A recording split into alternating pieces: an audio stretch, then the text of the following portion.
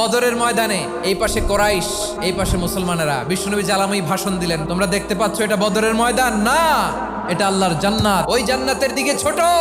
বিশ্বনবীর কথা শোনা মাত্র সাইয়েদনা উমাইর ইবনুল হুমাম বললেন বাখ বাখ, মানে চমৎকার। বিশ্বনবী বললেন মা ইয়াহমিলুকা আলা কওলিকা বাখ বাখ ইয়া উমাইর, আমার এই কথা শুনে তুমি কেন বললা বাখ বাখ?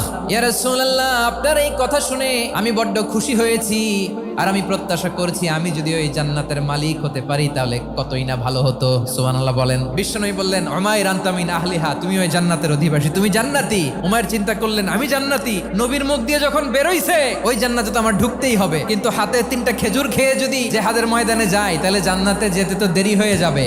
এই চিন্তা আসা মাত্রই খেজুর 3টাকে তিনি ছুঁড়ে মারলেন, তলোয়ার বের করে আল্লাহু আকবার বলে বদরের ময়দানে ঝাঁপিয়ে পড়লেন। আল্লাহর শত্রুদেরকে কচুকাটা করে এক পর্যায়ে শাহাদাতের সুধা পেয়ে নিজেও জান্নাতি হয়ে গেলেন। পড়েন সুবহানাল্লাহ।